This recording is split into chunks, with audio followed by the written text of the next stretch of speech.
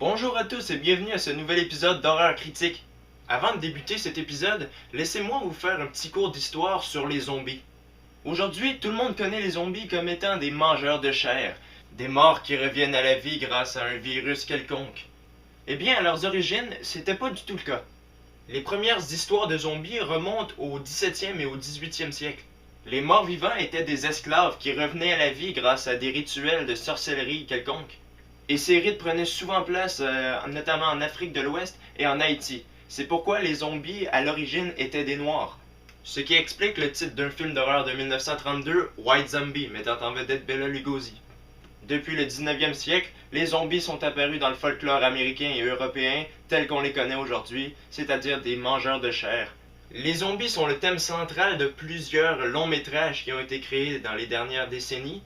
Les plus connus seront évidemment les jeux vidéo et la saga de films Resident Evil, ainsi que la très bonne série The Walking Dead. Et d'autres sont moins connus, tels que Dead Snow ou encore Sugar Hill, film de 1974 qui reprend bien l'origine des zombies avec des esclaves noirs. On peut également considérer les momies comme étant des zombies, puisque ce sont des pharaons qui sont morts depuis des siècles qui reviennent à la vie. L'un des réalisateurs qui est un maître du genre zombie, c'est George Romero. Et aujourd'hui, je vous parle de son tout premier film sorti en 1968, La Nuit des Morts Vivants.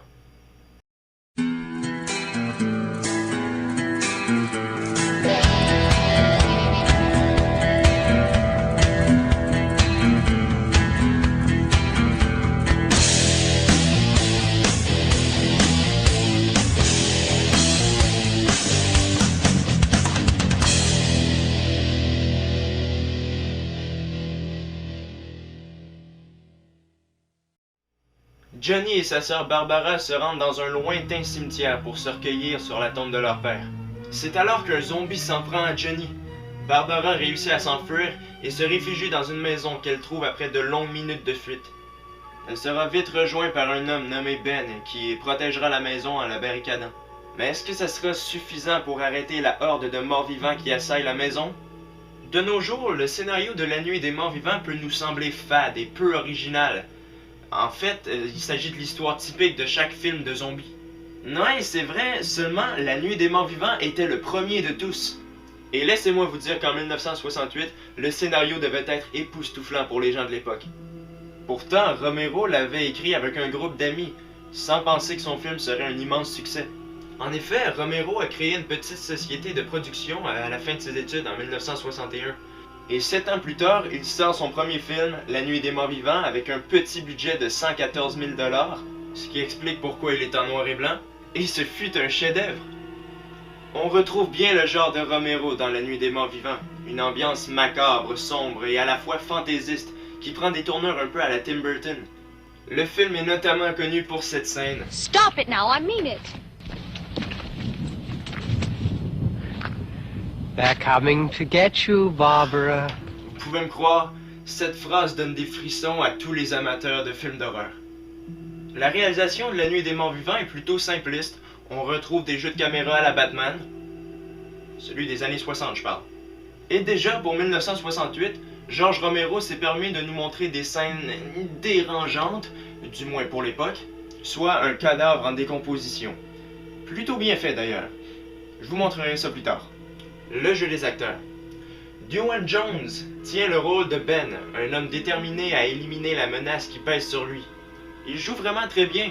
Son jeu est bien dosé, même si c'est un acteur qui était pas très connu et qui, dans le temps, était inexpérimenté. Il en est de même pour Judith Oddy, qui joue le rôle de Barbara, qui est devenue complètement hystérique et désillusionnée suite à l'attaque du cimetière. Effets spéciaux et costumes. Il faut pas s'attendre à des zombies dégoulinant de bave et de sang dans La Nuit des Morts Vivants. Non, les zombies sont peu maquillés, mais tout de même effrayants.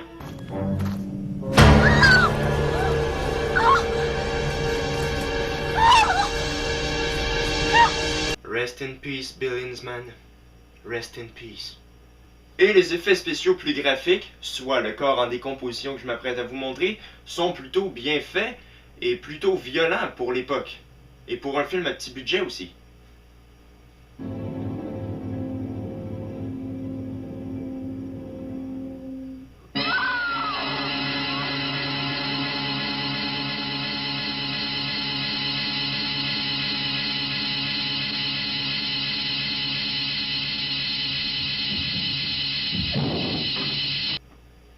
plutôt pas mal, non?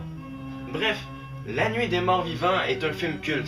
Il faut que tout le monde ait vu ça au moins une fois dans sa vie. Déjà, pour une première, Romero a fait un travail exceptionnel. Même si son film n'avait pas un budget très élevé, il fut un chef-d'œuvre. Le scénario est vraiment excellent, la réalisation l'est également, les acteurs performent très bien pour des acteurs inconnus et inexpérimentés, puis les effets spéciaux pour un film à petit budget et pour 1968 sont plutôt bien faits. Il m'est impossible de faire autrement que d'accorder à La Nuit des Morts Vivants une note excellente de 10 sur 10. C'est vraiment un film que je recommande à tous, c'est à ne pas manquer. Tout comme mes prochains épisodes d'horreur critique, laissez des commentaires et abonnez-vous à ma chaîne. Salut!